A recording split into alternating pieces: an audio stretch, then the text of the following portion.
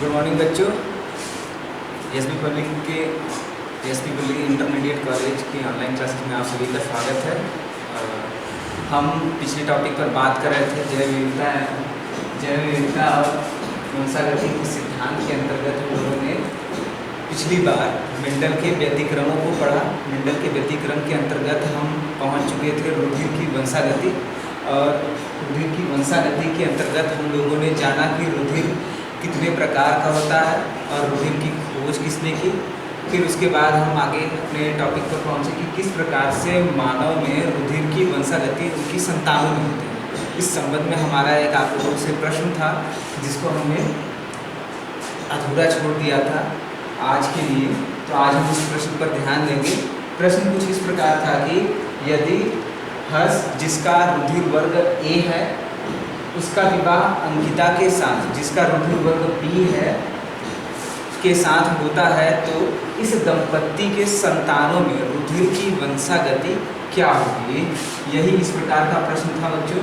अब हमने जाना कि गुणात्मक विकल्पी जीन भी होता है जो जंतुओं के अंतर्गत होता है, और मनुष्य के अंतर्गत भी गुणात्मक विकल्पी जीन होता है, जिसके कारण होता क्या है कि जो रुधिर वर्ग ए के लिए जिम्मेदार जीन होता है उसकी दो विशेष अवस्थाओं में यह दो प्रकार से व्यवहार करता है।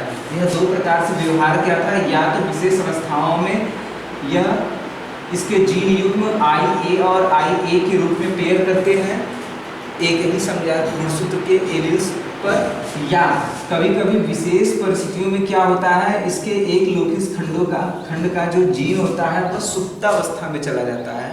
इस वजह से IA के साथ I0 हो जाता है। इसी प्रकार से रुधिर वर्ग B के लिए भी दो कंडीशन बनती है जिसमें यह IB के साथ IB और I0 सुप्तावस्था में यह चला जाता है, सुप्त यानी निष्क्रिय हो जाता है विशेष कंडीशन में। अब यह इस प्रकार से है, हमारे पास चार कंडीशन बनते हैं। चार कंडीशन के साथ साथ हम देखेंगे कि किस प्रकार से इनकी संतानों में इस प्रकार के रुधिर वर्ग के साथ किस प्रकार के संतानों का जन्म होगा। अब हम कैसे करेंगे कि इनके चार प्रकार के रिजल्ट हमें मिले। तो सबसे पहले हम देख लेते हैं कि हर्ष का जो ब्लड ग्रुप है वो IA और IA है या IA और I0। हमें ज्ञात नहीं है कि हर्ष के ब्लड का जो जीन है क्या वास्तव में दोनों जीन उसके सक्रिय है, या कोई एक जीन युग्म का जो एक जीन है वो सुप्तावस्था में चला गया। ऐसी दशा में हम यह मानकर चलते हैं कि दो में से कोई भी हो सकता है, इसलिए हम दोनों पक्षों को लेकर चलेंगे। ठीक उसी प्रकार से अंकिता के लिए भी अंकिता का रुधिर वर्ग भी इसी प्रकार से दो युग्मों में होगा। अब सबसे पहले हम ये देखेंगे कि इस रुधिर वर्ग को एक बार हम इसके साथ निषेचन करा दे।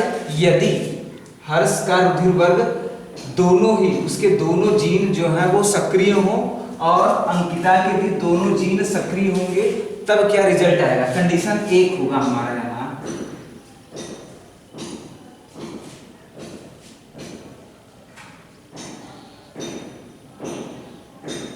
कंडीशन फर्स्ट के अंतर्गत क्या होगा, IA और IA, इसे हम पुणे के चेकर बोर्ड के द्वारा बड़ी आसान तरीके से समझ सकते हैं। पुणे का चौखाना विधि जिसको कहते हैं। अब यहाँ हम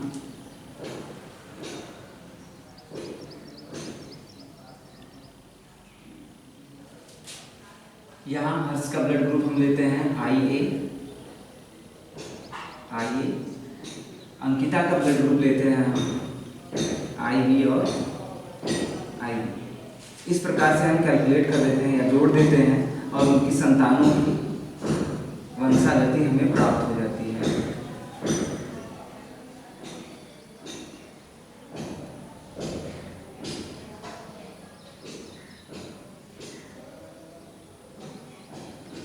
अब चूंकि यहाँ हम देख रहे हैं सभी प्रकार के जीन जो है वो AB ग्रुप वाले हैं, अतः इस कंडीशन पे सभी संतान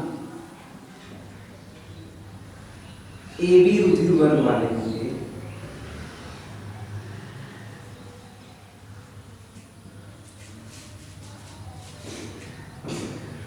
कंडीशन एक तो हमारा हो गया।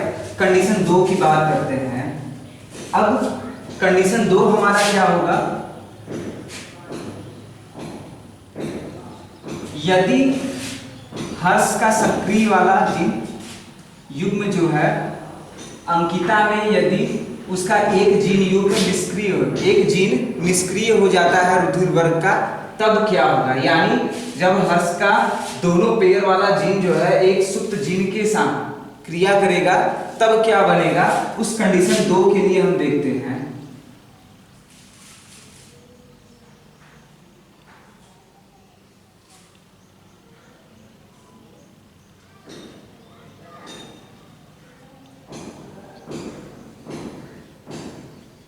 यहां हर्ष का होगा IA और IA, अंकिता के लिए ये होगा हमारा चरण IB और I0। इस दौरान क्या होगा, रुधिर वर्ग IA IB, IA और IB, यहां IA और I0, यहाँ IA और I0 इस प्रकार से होगा। ऐसी दशा में अब हमारा रुधिर वर्ग संतानों में क्या होता है, यहाँ देखिए 1 और 2 यानी 2 संतानें, 50% संतानें हमारी AB रुधिर वर्ग की होंगी और 50% संतानें संभावना है A रुधिर वर्ग की। ठीक है बच्चों, इस प्रकार से हमारा कंडीशन 2 समाप्त होता है। अब कंडीशन 4 क्या आती है, यदि हर्ष का जीन जो है वो सुप्तावस्था का हुआ तो यह अंकिता के इस जीन के साथ संयोग करेगा। ठीक है, मान लीजिए यह सुप्तावस्था वाला जीन युग्म जो है हर्षिका के अंकिता के सक्रिय जीन युग्मों के साथ संयोग करता है। ऐसी दशा में क्या होगा, कंडीशन 3 हमारा देखते हैं।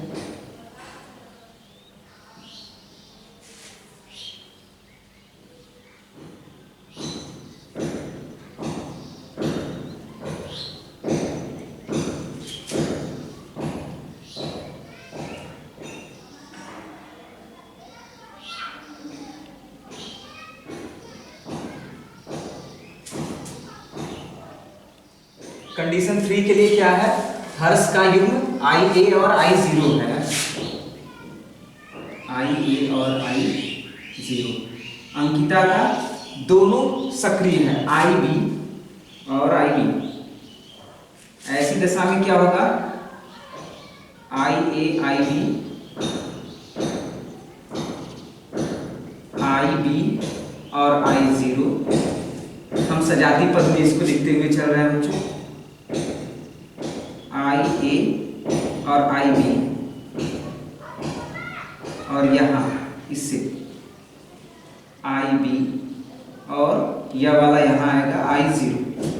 इस प्रकार से इसमें क्या हुआ, इसमें भी 50% संभावना है रुधिर वर्ग AB के संतानों की, यानी 50% संभावना है AB रुधिर वर्ग के संतान की और 50% संभावना बनती है रुधिर वर्ग B की।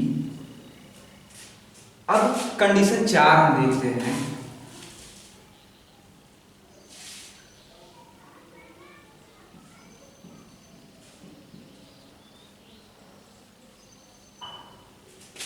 कंडीशन 4 के लिए देखते हैं बच्चों क्या होता है।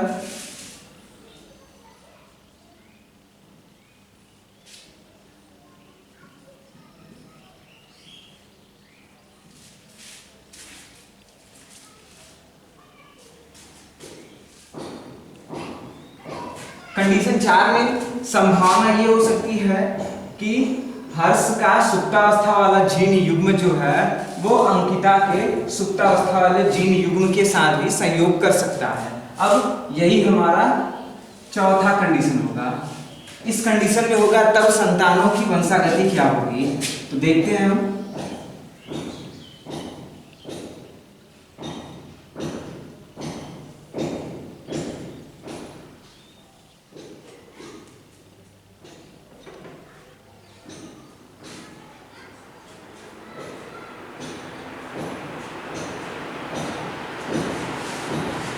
हर्ष का क्या है, सुप्तावस्था करनी है, IA और I0।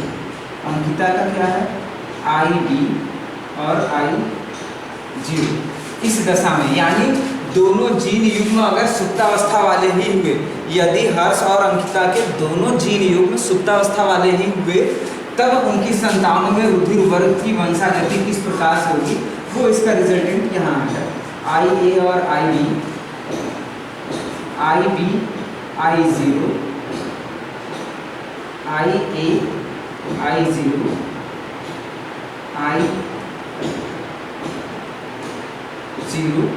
I0 यहाँ से यहाँ तक। अब इस दशा में बच्चों हम देखते हैं तो क्या बनता है, 25% संतान बनने की संभावना है AB रुधिर वर्ग की, 25% संभावना है संतान के B रुधिर वर्ग की, 25% संभावना बनती है हमारी संतान A रुधिर वर्ग की, और 25% संभावना बनती है संतान के O रुधिर वर्ग की। ये इस प्रकार से हमारे 4 कंडीशन के हिसाब से मनुष्य के 2 ब्लड ग्रुप के अंतर्गत उनकी संतानों में इस प्रकार से रुधिर की वंशागतियाँ संभावित होती है। इन्हीं वंशागतियों के अतिरिक्त और कोई भी संभावना आपको नहीं दिखाई देगी उनकी संतानों में रुधिर वर्ग की वंशागति का। आगे इस प्रकार से एग्जाम में जब भी आपको किसी एक दंपत्ति या नाम देकर इस प्रकार से प्रश्न पूछा जाएगा तो हमेशा आपको 4 संभावित कंडीशंस को दिखाकर उनकी संतानों में रुधिर वर्ग की वंशागति को दिखाना है। इसी प्रकार से एक और क्वेश्चन को हम ले लेते हैं रुधिर वर्ग AB और O के लिए। अगर हम लेते हैं रुधिर वर्ग AB और O के लिए, तब भी हम देख लेते हैं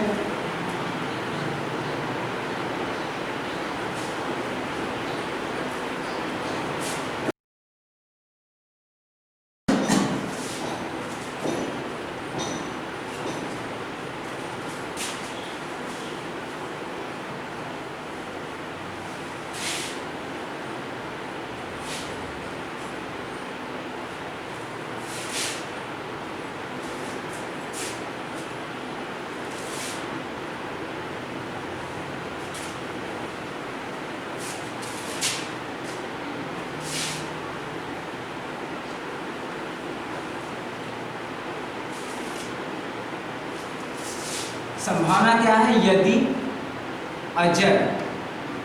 अजय का रुधिर वर्ग O है, ठीक है, तथा अजय के रुधिर वर्ग O यानी अजय का विवाह, कोई भी नाम ले लेते हैं, हर्षिता ले लेते हैं, हर्षिता जिसका रुधिर वर्ग AB है के साथ हुआ, तो इनकी संतानों में रुधिर वर्ग की वंशागति क्या होगी, पूरी तरह से हमें बताइए सभी कंडीशनों के साथ। अब इनके लिए देखते हैं कंडीशन क्या है। तो रुधिर वर्ग O के लिए मैंने पहले ही बताया था कि इनके दोनों एलील्स जोड़ी पर जो भी जीन होते हैं सुप्तावस्था में होते हैं।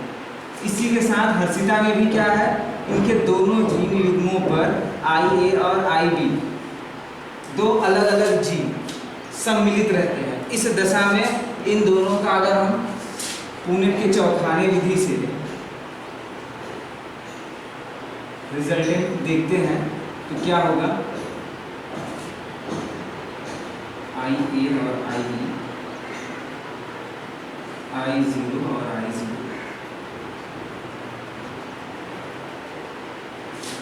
इस दौरान क्या होगा, IA I0, IA I0, IB I0, IB I0। इस प्रकार से 50% संभावनाएं हैं रुधिर वर्ग रुधिर वर्ग B का, और 50% संभावना है रुधिर वर्ग A का। यानी इसमें संतानों का क्या रेशियो होगा, 50% संतानें रुधिर वर्ग A की होंगी और 50% संतानें रुधिर वर्ग B की होंगी। यदि अब कंडीशन ये उत्पन्न होता है कि यदि AB या अजय जिसका रुधिर वर्ग O है उसका विवाह रुधिर वर्ग A के साथ होता है, तब क्या होगा?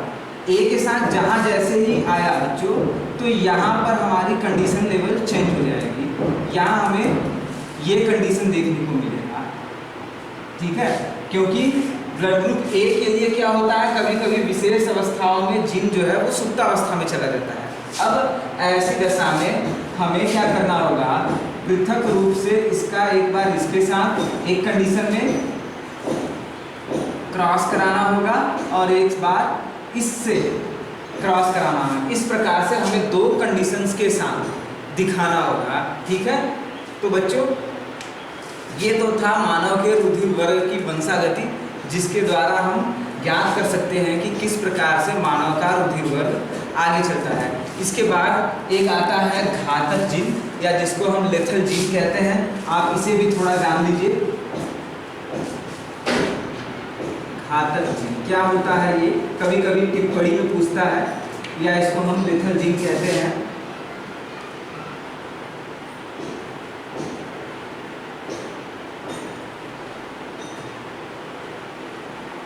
लेथल जीन टिप्पणी में पूछता है कि कभी कभी घातक जीन या लेथल जीन क्या होता है। तो बताना चाहूंगा बच्चों, ये वे जीन हैं जो अपनी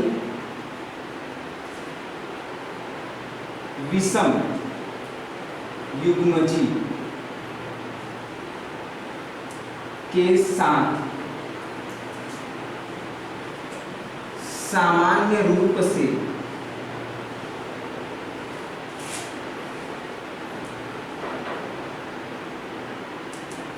क्रियाशील रहते हैं,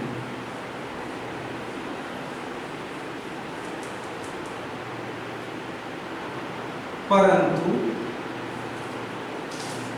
समयुग्मजी के साथ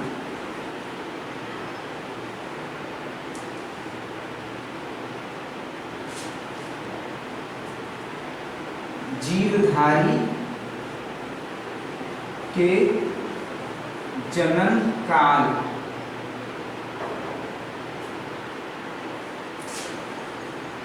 में ही मृत्यु कर देते हैं।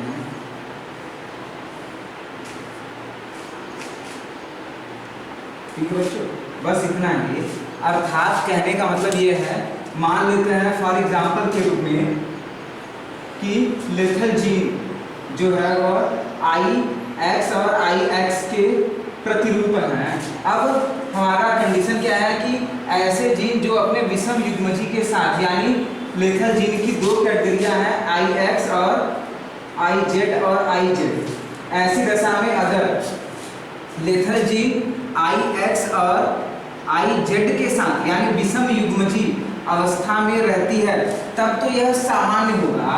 सामान्य रूप से जो भी इनका कार्य होगा जीवधारी के अंदर वो करते रहेंगे, उसका निष्पादन होगा।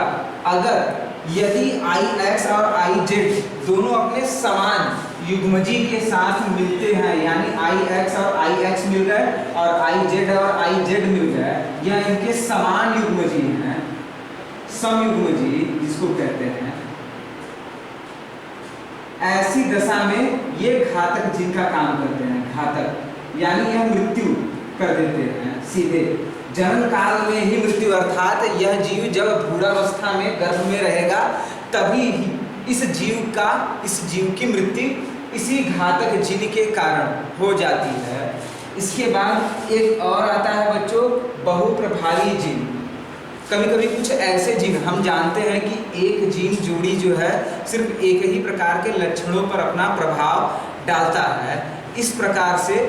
लेकिन कुछ ऐसे भी जीन होते हैं जो एक से अधिक लक्षणों के ऊपर अपना प्रभाव डालते हैं। इन प्रकार के जीनों को हम बहुप्रभावी जीन कहते हैं। तो उसको भी हम देख लेते हैं। कभी कभी यह टिप्पणी में बच्चों पूछ देता है घातक जीन और बहुप्रभावी जीन क्या होते हैं।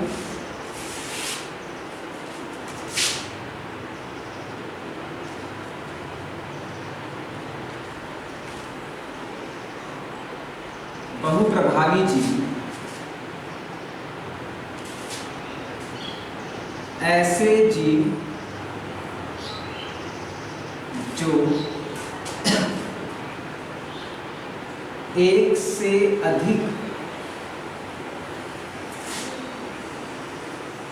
लक्षणों पे अपना प्रभाव प्रदर्शित करते हैं, बहुप्रभावी जीन कहलाते हैं। ठीक है, इस प्रकार से बच्चों, अब बहुप्रभावी जीन क्या होते हैं? कभी कभी क्या होता है, मान लेते हैं कि हमारे पास आई जेड युग्म के यह जीन है।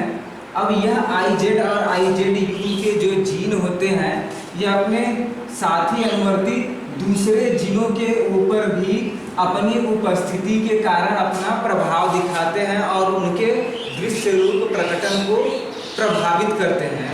यही कार्य होता है बहुप्रभावी जीन का। ठीक है, इसके बाद हम चलते हैं वंशागति के गुणसूत्री सिद्धांत के ऊपर।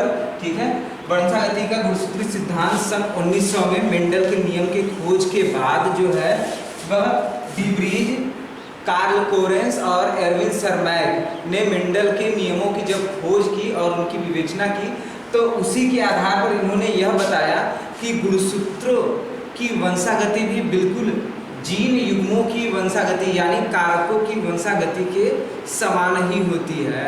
इस प्रकार से गुणसूत्री सिद्धांत को उन्होंने दिया। इस बारे में हम अगले सेशन में विस्तार से बात करते हैं। तब तक के लिए धन्यवाद।